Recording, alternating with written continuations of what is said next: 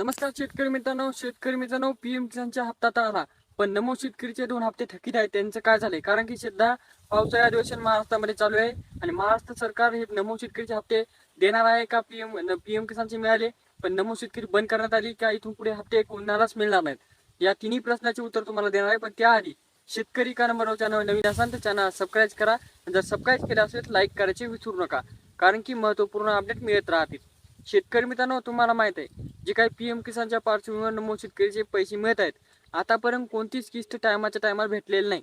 त्यामुळे शेतकरी मित्रांनो, जे काही शेतकऱ्यांना पैसे मिळत आहेत त्यामध्ये पहिलेच शेतकरी अपात्र करण्यात आले आहेत.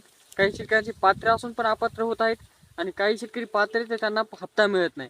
याची कारणं काय आहेत ते पाहून घेऊया अपात्र होण्याचे, आणि त्यानंतर पाहूया की पैसे कधी मिळणार आहेत.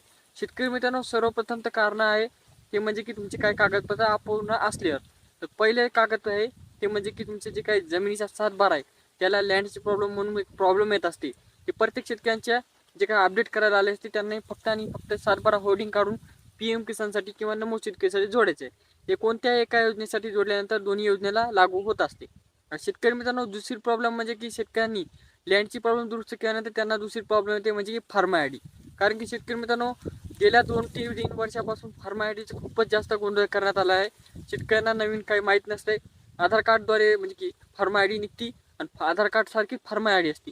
फार्मा आय डीद्वारे कळते शेतकऱ्याला जमीन किती आहे, कोणती जमीन काय पीक आहे, पाण्याखालची आहे कसे, फार्मा आय डीद्वारे त्यांना माहिती कळते. त्यामुळे फार्मा आय डी पीक विमा, नमो शेतकरी, पीएम किसान इतर योजना यासाठी बंधनकारक करण्यात आली. जर फार्मा आय डी नसेल तर तुम्हाला या योजनेचा लाभ घेता येणार नाही असं शासनाने साफ सांगण्यात आले. तर शेतकरी मित्रांनो, अशा प्रकारे फार्मा आय डीची बी दुसरी प्रॉब्लेम खूप महत्त्वाची आहे. तिसरी प्रॉब्लेम म्हणजे की शेतकरी मित्रांनो, काही शेतकऱ्यांना वाटते शिल्लक काम आहे पण आपण करीत नाहीत. आपल्या आधार कार्डची केवायसी करून बँकला लिंक नाही करणे ही समजात मोठी चूक आहे. कारण की बँकेपर्यंत पैसे येतात पण तुमचं ओळखपत्र आधार कार्ड नसल्यामुळे पैसे हे थकीत राहतात किंवा वापस जातात. यामुळे शेतकऱ्याचे अपात्र होत आहेत. आता हे झाले 3 प्रॉब्लेम. सर्वात मोठी प्रॉब्लेम काय आहे तर शेतकरी मित्रांनो, जे काय 2025ला शेतकऱ्यांसाठी पीएम किसानच्या योजनेने कायदा काढण्यात आला आहे की प्रत्येक कुटुंबातून 2, 3, 4 शेतकरी पात्र होते. कारण की त्यांच्या नावावर जमीन असली की शेतकरी हे पीएम किसानचे पात्र आहेत. पण प्रत्येक घरातून 3-3, 4-4 शेतकरी पात्र असल्यामुळे शेतकऱ्यांना निधी जास्त येत होता.